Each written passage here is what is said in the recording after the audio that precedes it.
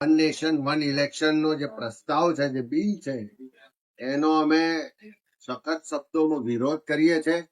એટલા માટે કારણ કે આ જે બિલ લાવવામાં આવ્યું છે એની પાછળનો જે હિડન એજન્ડા છે એ સત્તાનું કેન્દ્રીકરણ કરવું, બંધારણનું જે આપણી ભાવના છે એના વિપરીત બિલ છે. દેશનું જે ફેડરલ સ્ટ્રક્ચર છે, જે સંવિધાનિક ઢાંચો છે કે જેમાં દરેક રાજ્યોને અલગ અલગ વ્યવસ્થાઓ, અલગ અલગ સત્તાઓ મળી છે, એનું કેન્દ્રીકરણ કરવાનો આ પ્રયત્ન છે. સાથે સાથે જે બિલના પ્રાવધાન આપ્યા કે કોઈ રાજ્યમાં સરકાર સામે અવિશ્વાસ પ્રસ્તાવ આવે કે કોઈ રાજ્ય સરકાર એ સરકારનું ભંગ કરે, એવા સંજોગોમાં મધ્યવર્તી ચુનાવ નહીં થઈ શકે અને થશે તો બાકીના પીરિયડ માટે જ કરવામાં આવશે. અને દેશનું જયારે બંધારણ બન્યું ત્યારે બંધારણ સભામાં પણ 1949 બાબા સાહેબ આંબેડકરે સ્પષ્ટ રીતે કીધું કે કોઈ પણ મતદાર સરકાર ચૂંટવા માટે મત આપે છે 5 વર્ષ માટે હોય, એ અડધા સમય માટે મત હોઈ શકે નહીં.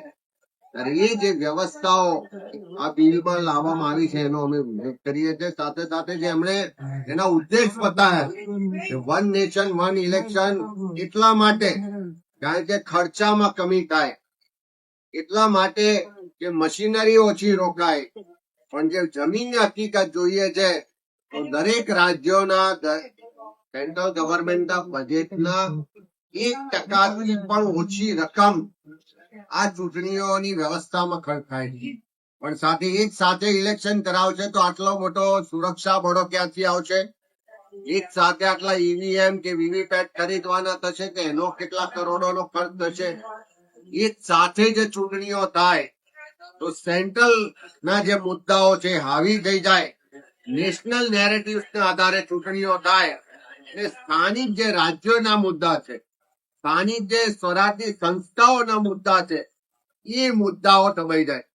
એક સાથે લોકસભાની ચૂંટણી થાય, એક દિવસે વિધાનસભાની ચૂંટણી થાય, એક દિવસે કોર્પોરેશન, જિલ્લા પંચાયત, તાલુકા પંચાયતની ચૂંટણીઓ થાય તો મતદારો પણ ભ્રમિત થશે કે કયા મુદ્દાઓ આધારિત મત કરવું, કયા મુદ્દા આધારિત સરકારો બનાવી, કયા સરકારોની વિફળતાઓ છે એનું એસેસમેન્ટ કરવું. એ મતદારો પણ આમાં મોટા પ્રમાણમાં ભ્રમિત થવાની શક્યતાઓ.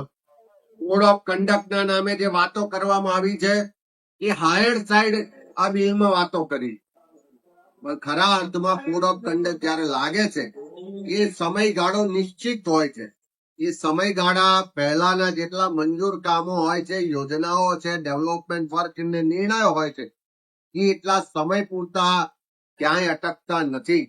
એવા સંજોગોમાં કોડ ઓફ કન્ડક્ટના નામે પણ જે વાત કરવામાં આવી છે, હું માનું છું કે આમાં કયા યોગ્ય નથી. ત્યારે અમે આ બિલનો વિરોધ કરીએ છીએ. આ દેશનું જે ફેડરલ સ્ટ્રક્ચર છે એની વિરુદ્ધમાં છે, બંધારણની ભાવનાઓની વિરુદ્ધમાં છે, રાજ્ય સરકારની જે વિધાનસભાઓ છે એના અધિકારોને સીમિત કરવા વાળું બિલ છે, સત્તાનું કેન્દ્રીકરણ કરવા વાળું બિલ છે, અને એની પાછળનો જે હિડન એજન્ડા છે એનાથી રાજ્યોની સ્થાનિક સ્વરાજની સંસ્થાઓની જે મુદ્દાઓ છે, જે લોકોનો મતનો અધિકાર છે, એ સીમિત થઈ જવાની પૂરેપૂરી શક્યતાઓ છે. એટલે એનો અમે વિરોધ કરીએ.